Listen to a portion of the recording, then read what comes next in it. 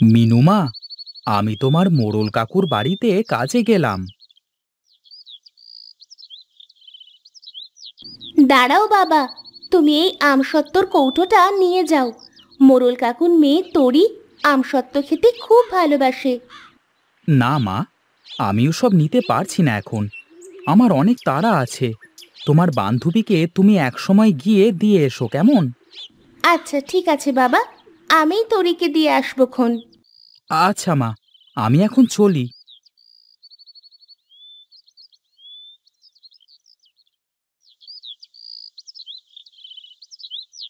কি নিতাই, আজ মোড়ল মশাইয়ের বাড়িতে যেতে এত দেরি কেন তোর? এই যে নায়েব মশাই, ঘুম থেকে উঠতে একটু দেরি হয়ে গেছিল আর কি। এই চল চল, আমারও আজ দেরি হয়ে গেছে।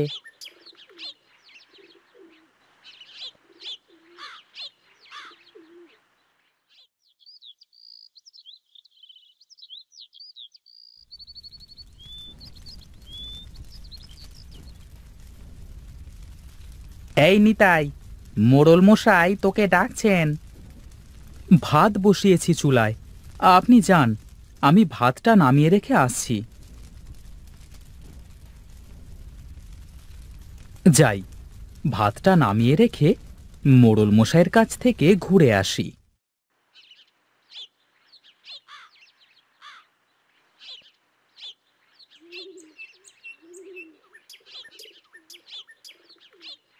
আমাকে ডেকেছেন বাবু?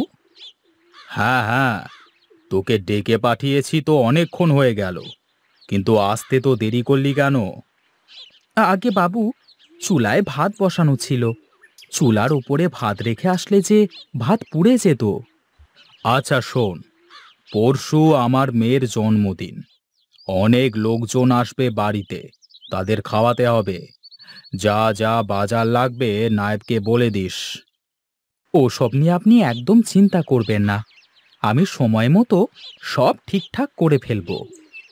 আচ্ছা যা, রান্নাঘরে গিয়ে রান্না কর।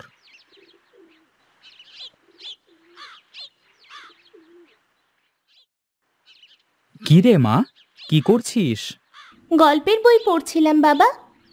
তোকে না কতবার বলেছি, আমার আসতে দেরি হলে খেয়ে নিবি। আয়, খাবি আয়। এইটা কেমন কথা বাবা? তোমাকে রেখে আমি কি খেয়েছি কোনোদিন?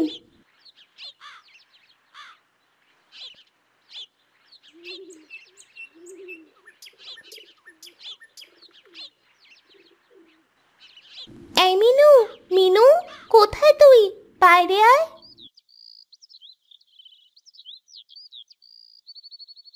আরে তরি, তুই এত সকালে?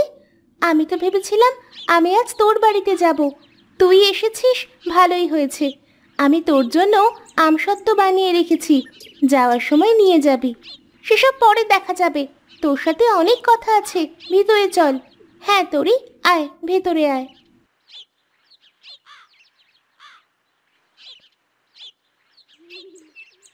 কাল আমার জন্মদিন, তুই আজকে আমার সাথে আমার বাড়িতে যাবি।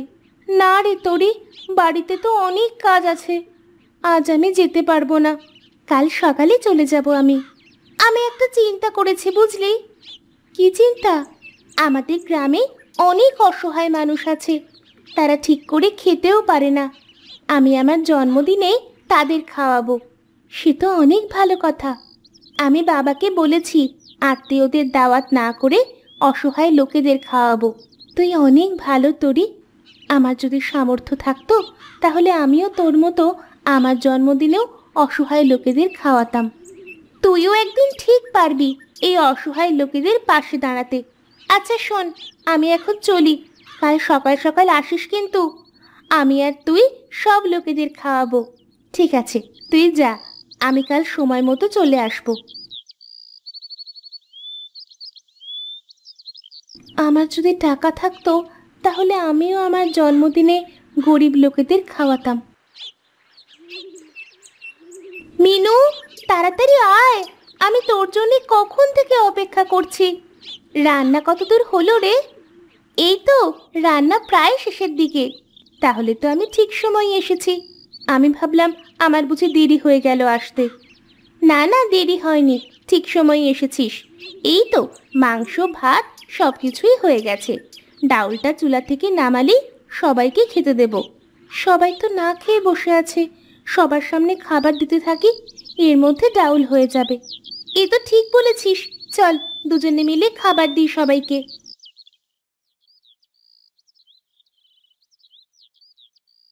বেঁচে থাকো মা, অনেক বড় হও, জীবনে অনেক ভালো কিছু করবে। বিধাতা তোমার মঙ্গল করুক। ইস, আজ যদি আমার জন্মদিন হতো আর আমি মানুষদের এভাবে খাওয়াতে পারতাম, তাহলে সবাই আমাকে দোয়া করতেন।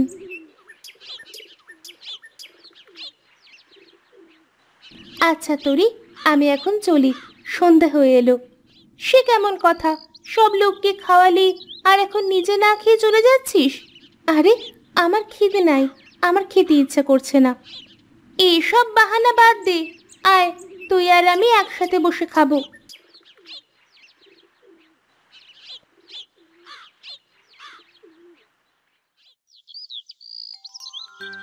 আচ্ছা তরি, আমি এখন চলি রে।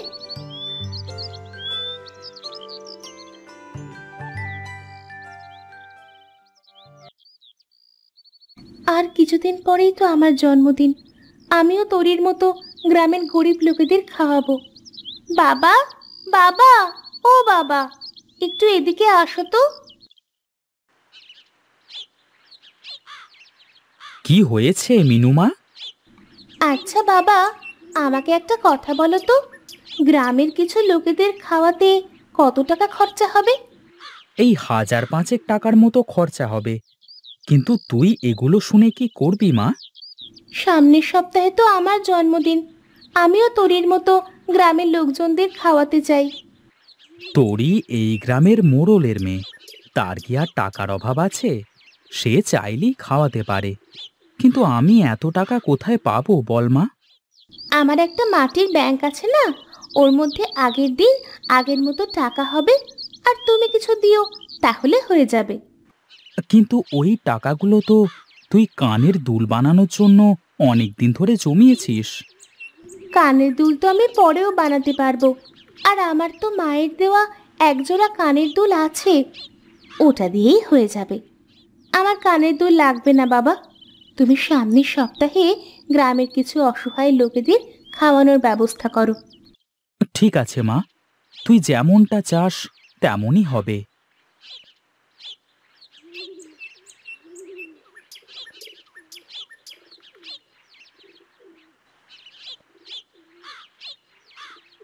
শোন তরি, কাল আমার জন্মদিন, কাল আমি আমার বাড়িতে গ্রামের অসহায় লোকজনদের খাওয়াবো। তুই সময় মতো চলে আসিস, আর তুই আর আমি একসাথে মিলে সকলকে খাওয়াবো। আচ্ছা ঠিক আছে, তুই কোনো চিন্তা করিস না, আমি ঠিক সময় মতো চলে আসবো। ওরে বাবা, অ্যাঁ?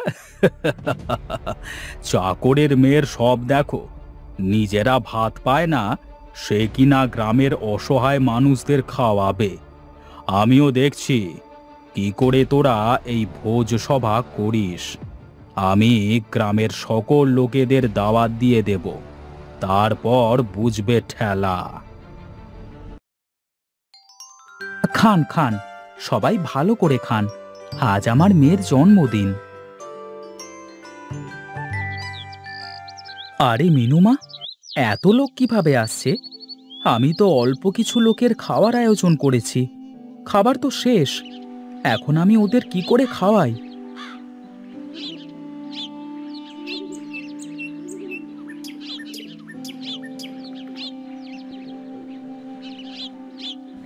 আরে, আপনি কে? এখানে কি করে আসলেন?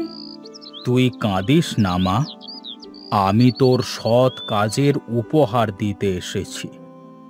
এই নে, এই হাঁড়িটি তোর কাছে রাখ। এই হাঁড়ির মধ্য থেকে যা খাবার চাইবি, যতটুকু চাইবি ততটুকুই পাবি। তুই এই হাঁড়ির খাবার দিয়ে সারা গ্রামের মানুষকে খাওয়াতে পারবি।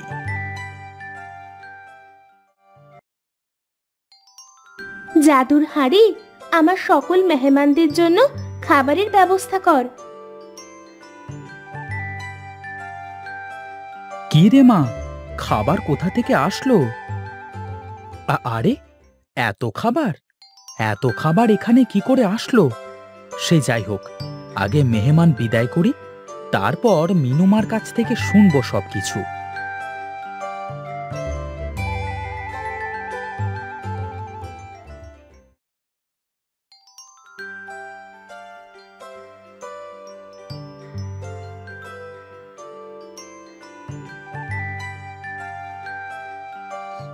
আচ্ছা মা, হঠাৎ করে ঘরের মধ্যে এত খাবার আসলো কি করে? বাড়ির সব খাবার শেষ হয়ে যাওয়ার পর আমি যখন দেখলাম অনেক লোকজন আমাদের বাড়িতে আসছিল, এসব দেখে আমি ঘরে এসে বিছানার ওপর বসে কাঁদছিলাম। তখন একজন সাধু বাবা আমার কাছে এসে আমাকে একটা হাঁড়ি দেয়। হাঁড়িটা ছিল জাদুর হাঁড়ি। আমি ওই হাঁড়ি থেকে সব খাবার পেয়েছি বাবা। এই জন্যই বলে, রাখে আল্লাহ তো মারে কে।